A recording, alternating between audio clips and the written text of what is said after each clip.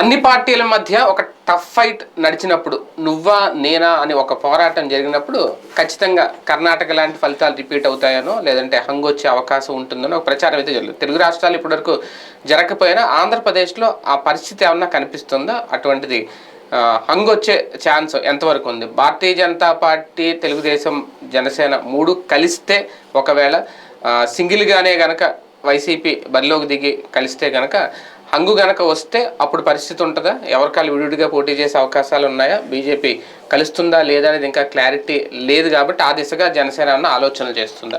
ఇది అంశం మీద చర్చించే ప్రయత్నం చేద్దాం. సరే, ఈ తేల్చకుండా నాంచుడు ఒక అడుగు ముందుకే ఒక అడుగు వెనక్కి పవన్ కళ్యాణ్ గారు ఇంకా వేయడం, ఆయన గతంలో కూడా ఒక కుమారస్వామినో ఇంకొకళ్ళను ప్రస్తావించినప్పుడు ఖచ్చితంగా హంగు మీద హోప్ పెట్టుకున్నారు. ఖచ్చితంగా హంగు వచ్చే ఛాన్స్ ఉంది సంకీర్ణం అనేది ఎంతవరకు ఆంధ్రప్రదేశ్లో వర్కౌట్ అవుతుంది? అది పవన్ కళ్యాణ్ బయట ఉండుంటే ఆ మొక్కకి వాల్యూ ఉండేది. తెలుగుదేశం పార్టీతో కలిసి ఉన్నప్పుడు ఇంకా అది కుదరదు. హంగనేటువంటిది ఎప్పుడు ఉంటుందంటే జనసేన భారతీయ జనతా పార్టీ కలిసి పోటీ చేస్తే గ్యారంటీగా 20-25 కొడతారు. అప్పుడు తెలుగుదేశం పార్టీ 60-70 దగ్గర ఉంటుంది. వీళ్ళకి కూడా అదే నెక్ టు నెక్ సిచ్యుయేషన్ అవుతుంది. అప్పుడు వీళ్ళు చీల్చే ఓటు వాళ్ళ ఓటంకైనా కారణం అవుతుంది, వీళ్ళ ఓటంకైనా కారణం అవుతుంది. ఇప్పుడు మనం చూడండి, 13 చోట్ల ఇది మొన్న 8 గెలిచింది బీజేపీ తెలంగాణలో. 13 చోట్ల డిపాజిట్లు వచ్చినాయి. ఇది సెకండ్ వచ్చింది. అక్కడంతా కూడా కాంగ్రెస్ గెలిచింది, బీఆర్ఎస్ పోయి. అట్లాగే 3వ స్థానంలో ఉన్నటువంటిది ఇంకొక 20 ఏమో ఉంది. అట్లాంటి చోట్ల కూడా కాంగ్రెస్ పార్టీ గెలిచింది. అంటే ఎప్పుడు అవతల ఉన్న అందులో కొన్ని చోట్ల బీఆర్ఎస్ గెలిచింది, కొన్ని చోట్ల కాంగ్రెస్, కొన్ని చోట్ల కాంగ్రెస్ విజయావకాశాలకు గండి కొట్టింది, కొన్ని చోట్ల బీజేపీ బీఆర్ఎస్ విజయావకాశాలు గండి కొట్టింది. ఆ స్థాయి వీళ్ళిద్దరు కలిసి పోటీ చేస్తే ఉంటుంది. అలా లేకపోతే జయాపజేయాలన్నటువంటిది వన్ సైడే ఉంటుంది, అటో ఇటో. ఇదేమి కాదు, అటో ఇటో ఉంటుంది, హంగనే ప్రసక్తే ఉండదు. రెండవది ఏంటంటే వీళ్ళిద్దరూ ఆయన కుమారస్వామి కావాలనుకున్నా అప్పుడు సాధ్యమవుతుంది హంగు. దాంట్లో ఉంటే ఇచ్చింది తీసుకోవాలి, లేకపోతే సర్దుకోవాలి. మొన్న కూడా తెలంగాణలో భారతీయ జనతా పార్టీ అంటే కష్టపడలేదన్న ఉద్దేశం కాదు, కానీ కొన్ని తీసుకున్న రాంగ్ స్టెప్స్ అలాంటివి కాకుండా ఇంకొంచెం కష్టపడి ఉంటే, బీఆర్ఎస్ కూడా ఇంకొంచెం కష్టపడి ఉంటే ఖచ్చితంగా హంగ్ వచ్చి ఉండేదేమో అని అక్కడ కూడా. భారతీయ జనతా పార్టీ గనక ఒక్క 3 నెలల ముందు ఇదే బీసీ మంత్రం అనౌన్స్ చేసి బండి సంజయ్ని కంటిన్యూ చేసి అదే సందర్భంలో ఈ అసమ్మతులు అసంతృప్తులందరినీ సెటరైట్ చేసి బీఆర్ఎస్ కాంగ్రెస్లో టికెట్లు రాని వాళ్ళందరినీ కనుక చివరిలో జాగ్రత్తగా మేనేజ్ చేసుకుని ఉంటే 30 నుండి 35 సీట్లు గ్యారంటీ కొట్టేది. కాంగ్రెస్ పార్టీ 50 దగ్గర ఆగేది, బీఆర్ఎస్ కూడా 50 దగ్గర ఆగేది. అప్పుడు బీజేపీ ఎవరికి మద్దతు ఇస్తే వాళ్ళది అయ్యేది. కానీ ఎప్పుడైతే అది 2 నెలలు అయిపోయాక చివరి 1 మంత్ బిఫోర్ ఆ 1 మంత్ కష్టం వలన ఈ మాత్రం సాధించింది. అప్పుడు 20% ఓట్లు గ్యారంటీ సాధించేది. ఒకప్పుడు మనకి ఉమ్మడి రాష్ట్రంగా ఉన్నప్పుడు భారతీయ జనతా పార్టీ 1998 ఎన్నికల్లో 18% ఆంధ్రప్రదేశ్లో ఓట్లు సాధించింది, 21% తెలంగాణలో ఓట్లు సాధించింది. ఆ రోజున 21% భారతీయ జనతా పార్టీకి అక్కడ ఉన్న హవాది 21% ఉంది. తర్వాత తెలుగుదేశంతో కలవడం వల్ల అటు వెళ్ళిపోయింది. తర్వాత విడిపోయి వచ్చిన తర్వాత మొన్నటిసారికి 7 అయ్యింది, ఇప్పుడు 14కి వెళ్ళింది. మళ్ళీ ఆ మిగతా 7 తెచ్చుకుందంటే హంగే కదా అక్కడ. కాబట్టి అట్లుండేది. అది ఏంటంటే భారతీయ జనతా పార్టీ అధిష్టానం ఎందుకు చేసుకుందో తప్పు అనేది వాళ్ళ ఇష్టం. ఇక్కడ పరిస్థితి చూసుకున్నప్పుడు కూడా సేమ్ జనసేనాని తన చేతిలో డిమాండ్ పెట్టుకుని చంద్రబాబుని అధికారంలోకి తేవచ్చు, తప్పేం లేదు. కానీ తన ద్వారా సీఎం అవుతున్నాడు అన్నటువంటి ఫీలింగ్ రావాలంటే నువ్వు ఇండివిజువల్గా చేయడం ద్వారా సాధ్యం అవుతుంది, బీజేపీతో కలిసి చేయడం ద్వారా. అలా కాకుండా తెలుగుదేశంతో కలిసి వెళ్ళాక ఇంకా నీ ఇండివిజువాలిటీ ఏంటి, నీ సత్తా ఏంటో నువ్వు ప్రూవ్ చేసుకోవడానికి ఇది అద్భుతమైన అవకాశం. క్రిందసారి కేవలం 6% ఓట్లు 1 సీటు వచ్చింది కదా. మరి ఇంకా అదే నీ సత్తా అని ఇక్కడ తెలుగుదేశం అంటుంది, భవిష్యత్తులో కూడా అదే అంటుంది కదా. ఇప్పుడు తెలుగుదేశం పార్టీ తరహా ఎట్లుంటుందంటే 2014లో భారతీయ జనతా పార్టీ తెలుగుదేశం కలిసి పోటీ చేసినప్పుడు వీళ్ళకి 3% వస్తాయి బీజేపీ. ఎందుకని వాళ్ళు పోటీ చేసిందే తక్కువైనప్పుడు ఎన్ని వస్తాయి? అంతే. అదిగో మీది 3% మీ బతుకు, మీరేంటి అంటూ రెచ్చిపోయింది. 2019లో వాళ్ళు ఒంటరిగా పోటీ చేస్తే తెలుగుదేశం 3% పడిపోయింది, వీళ్ళు 7% వచ్చారు. అంటే ఎవరు బ్రతుకు ఎవరు బాధ్యులు అయ్యారు? సీన్ కట్ చేస్తే నిన్న విడిగా పోటీ చేస్తే 14% వెళ్ళింది ప్రాక్టికల్గా. ఇప్పుడు జనసేనకి 2019లో నలుగురితో కలిసి పోటీ చేసింది. సిపిఐ, సిపిఎం, బిఎస్పి తను కలిసి పోటీ. ఇప్పుడు అందులో 6% ఓట్లు వచ్చినాయి. అన్ని జనసేన ఎట్టవుతాయి? బిఎస్పికి ఓట్లను బట్టినే కదా తీసుకుంది, సిపిఐకి సిపిఎంకి ఓట్లను బట్టినే కదా తీసుకుంది. వాళ్ళు 0% కాదుగా. ఈ ముగ్గురు కలిపిన 8% ఓట్లే, ముగ్గురు కలిపినా సరే కదా. అంటే అప్పుడు నీ కెపాసిటీ 8%. అందులో మళ్ళీ వాళ్ళకి తీసేయాలిగా. కాబట్టి అప్పుడు నీ బిజినెస్ అది. తర్వాత స్థానిక ఎన్నికల్లో రాష్ట్ర వ్యాప్తంగా పోటీ చేస్తుంటే అక్కడ ఓ పర్సంటేజ్ కౌంట్ అయ్యే. వీళ్ళు ఎంతసేపటికి ఏం లెక్కేస్తున్నారు? మేము 10లో పోటీ చేసాం, 10లో ఎంత పర్సంటేజ్ గెలిచాం కాబట్టి మాకు 22% అంటున్నారు. అది ఎట్లా లెక్కలోకి వస్తుంది? ఇప్పుడు బ్యాంకులో మనం అప్పు తీసుకుంటాం, ఓ ₹1,00,000 అప్పు తీసుకున్నాక మనం వడ్డీ కట్టేటప్పటికి 2,30,000 అవుతుంది. అట్ట కుదురుద్ది? నేను 1,00,000 కదా తీసుకుందంటే కుదరదు. ఎక్కడైనా సరే కౌంట్ ఏంటి? నువ్వు నీది టోటల్ కౌంట్ అయ్యాలి స్టేట్ మొత్తం. ఈయన కనుక ఎంపీటీసీ జెడ్పీటీసీలో కానీ లేకపోతే కార్పొరేషన్ ఎంపీటీసీ జెడ్పీటీసీ వాళ్ళు బాయ్కాట్ చేశారు కదా, రాష్ట్ర వ్యాప్తంగా బీజేపీతో కలిసి పోటీ చేస్తుంటే పర్ఫెక్ట్ గా ఈయన సత్తా ఎంతో తెలిసిపోయేది. ధైర్యం చేయక నష్టపోయాడు అక్కడ. తెలుగుదేశానికి ఎందుకు మనం అనవసరంగా అన్యాపదేశంగా సపోర్ట్ చేయడం? ఆ రోజు బీజేపీతో ఎందుకు కలిసిపోలేదు? అద్భుతమైన ఛాన్స్ నష్టపరుచుకున్నాడు. మున్సిపాలిటీల కార్పొరేషన్లలో బీజేపీతో కాకుండా తెలుగుదేశంతో మూవ్ అయ్యి దానివల్ల ఏమైంది? ఇతని సొంత బలం ఏంటో ఇతను తెమిల్చుకోవాలి. ఇవాళ వాళ్ళు చెప్తున్నారు నీకు 5 నుంచి 6 అయిందా, 10 అయిందా. వాళ్ళు ఏంటంటే నీది ఎంత, నీ కెపాసిటీ అని చెప్తే ఒప్పుకోవాల్సి వస్తుంది. ఇప్పుడు డాక్టర్గా మొన్న హైకోర్టులో కేసు నడిచింది గుర్తుంది కదా, కొలతల గురించి, ఎస్ఐ పోస్టుల కొలతల గురించి. డాక్టర్ గారు ఎంత అని ఇతను చెప్పాడు, రాసి ఇచ్చాడు డాక్టర్ గారు సంతకం పెట్టి. కోర్టులో కొలిస్తే తేడా వచ్చింది. ఒరిజినల్ గా ఈయన కొలుచుకుంటే పెరగచ్చు, తగ్గచ్చు. ఒరిజినల్ గా తన సత్తా ఏంటో తను చెక్ చేసుకోవాలి. ఇప్పుడు తెలుగుదేశంతో కలిసి వెళ్తున్నాడు. అట్లాంటప్పుడు వాళ్ళు ఏమని చెప్తారు? ఇప్పుడు ఫర్ ఎగ్జాంపుల్ పవన్ కళ్యాణ్కి ఓ 20-30% జనాలు పెరిగిపోయింది అనుకోండి, ఎవరి నుంచి వస్తుంది? తెలుగుదేశం నుంచి వచ్చినట్ట, వైసీపీ నుంచి వచ్చినట్ట? వైసీపీ ఓటరు 2019లోనే నిన్ను అంగీకరించినోడు ఇవాళ ఎందుకు అంగీకరిస్తాడు? 2019లో నువ్వు విడిగా పోటీ చేసావు, అప్పుడే అంగీకరించిన వైసీపీ ఓటర్ అంటే ఏంటి? యాంటీ టీడీపీ, యాంటీ పవన్ పక్కా కదా. వాళ్ళు ఇవాళ అర్జెంటుగా ఎందుకు మారిపోతారు నీకోసం? ఎక్కడ మారుతుందంటే కాపు సామాజిక వర్గం చంద్రబాబు మీద కోపంతో పవన్ కళ్యాణ్ చంద్రబాబుని ఓడించలేడు అన్న ఫీలింగ్తో కొంత జగన్ కేసారు. భారతీయ జనతా పార్టీకి సంబంధించిన ఓటరు చంద్రబాబు నాయుడు మీద కోపంతో మన బీజేపీ ఎట్లాగూ గెలవలేదు అన్న ఫీలింగ్తో పవన్ కళ్యాణ్ కేసారు.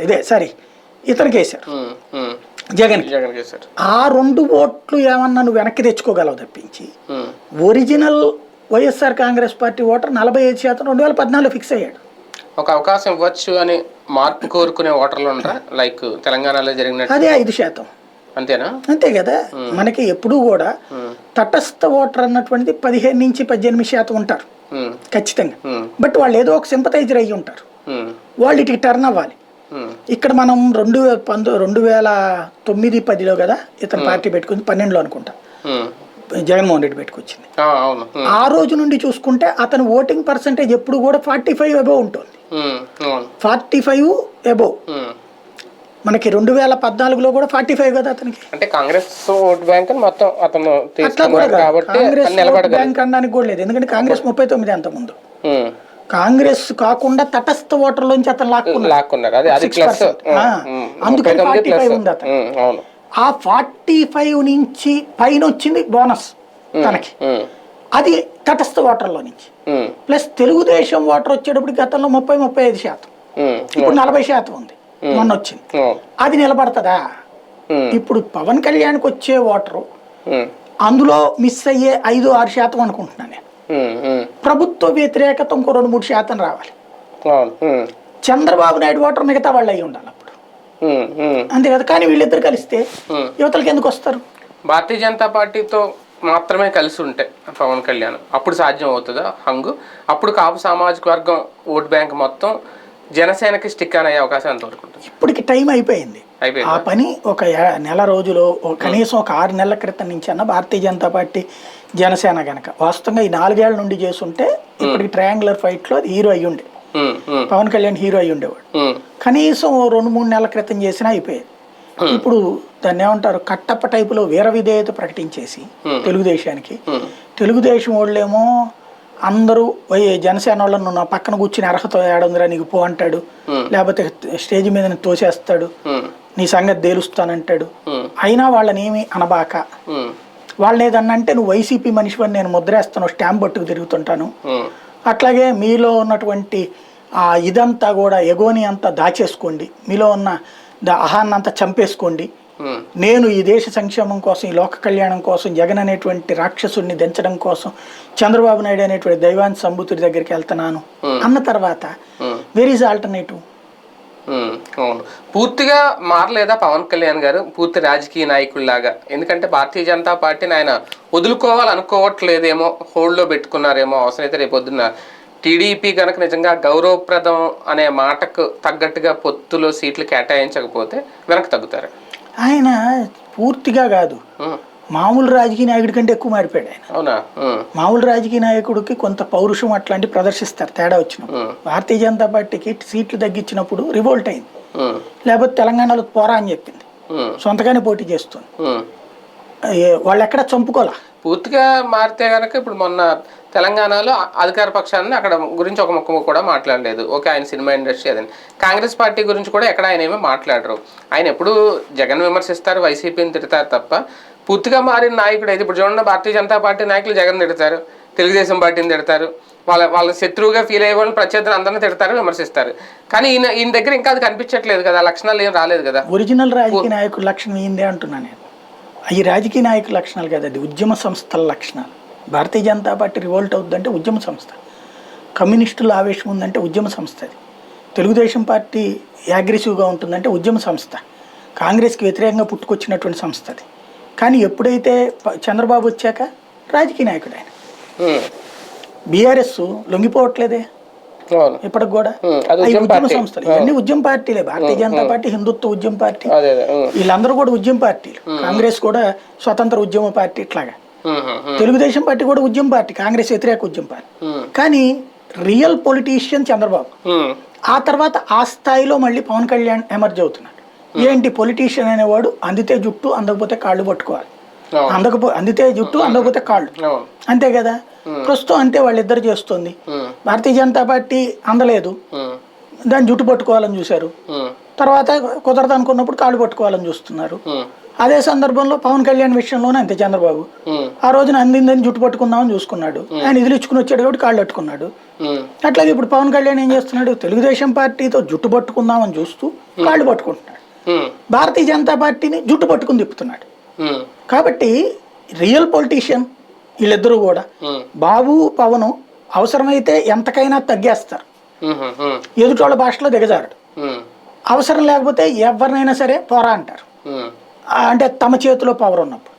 కాబట్టి అది ఎదుగుదల దిగజారుడా అంటే రియల్ పొలిటీషియన్. ఇందులో మార్పు ఏం కనిపించారు. ఫలితాల సంకీర్ణ దిశగా వెళ్లకుండా ఉండడానికి కూడా చంద్రబాబు గారు జాగ్రత్తలు తీసుకుంటున్నారు. అందుకే ఈ భేటీలు, ఈ హడావిడి. అవసరమైతే బీజేపీని వెనక్కి తీసుకురావడానికి ఒక అస్త్రంగా పవన్ వాడడం అందులో పక్కగా ఉంది. ఆయన మొదటే ఉంది ఫ్రమ్ ద బిగినింగ్ అంతే. త్రిముఖ పోటీ వస్తే అధికారంలో ఉన్నటువంటి వాళ్ళే గది దిగచ్చు కూడా యాక్చువల్గా అయితే. తెలంగాణలో జరిగింది అదే కదా, త్రిముఖ పోటీలు. కానీ ఇక్కడ చంద్రబాబు ఏమనుకుంటున్నారంటే ఆ సాహసం చేయడానికి సిద్ధపడట్లా. రాజశేఖర రెడ్డి చేయగలిగాడు ఆ సాహసం, త్రిముఖ పోటీ తెప్పించుకుని. నాకు బాగా గుర్తుంది, చిరంజీవిని డబ్బులు పెట్టి కొన్నాడు, ఇవన్నీ సొల్లి కబుర్లు. రాజశేఖర్ రెడ్డి చిరంజీవిని మీడియా ద్వారా రెచ్చగొట్టాడు. ఆ రోజున చూస్తే కాంగ్రెస్ అనుకూల మీడియాని చిరంజీవిని ఒక్కసారిగా హైలైట్ చేస్తూ రాజశేఖర రెడ్డి దుర్మార్గ పాలన, చిరంజీవి రాకపోతే అసలు రాష్ట్రం ఏమైపోతుందని ప్రజలందరూ కోరుకుంటున్నారని ఇంటర్వ్యూలు ఊరు వాడ సందు గొందు, ఎవడైనా మనకి ఈడు రాకపోతే నాశనం అవుద్దని ఎవడన్నా ఏ జనమన్నా అంటాడా అనిపించారు. అనిపించి ఆయన పేరేంటి అల్లు అరవింద్ ఎక్కడోనంట రైల్వే స్టేషన్ దగ్గర ఇట్లా చూశాడంట రఘువీర పోస్టర్ని. కాబట్టి ఇక రఘువీర పని అయిపోయింది. ఇట్లాంటి దిక్కుమాలిన వార్తలతో కృత్రిమ హైప్ క్రియేట్ చేశారు. చేసిన తర్వాత చిరంజీవికి అర్జెంట్గా ఓహో నేను సీఎం అయిపోదాం అనుకుంటున్నట్టున్నారు జనాలందరూ అనేసి ఫీల్ అయిపోయేలాగా తెచ్చారు. వచ్చిన తర్వాత అప్పుడు తెలుగుదేశానికి భయం పట్టుకుంది. చిరంజీవి వచ్చినటువంటి ఓట్లు ఎవరికి గెలుస్తాడు, ఇది రాజశేఖర రెడ్డి వేసిన అస్త్రం కదా అని చిరంజీవిని అమనాభూతులు తిట్టించడం ప్రారంభించింది తెలుగుదేశం పార్టీ.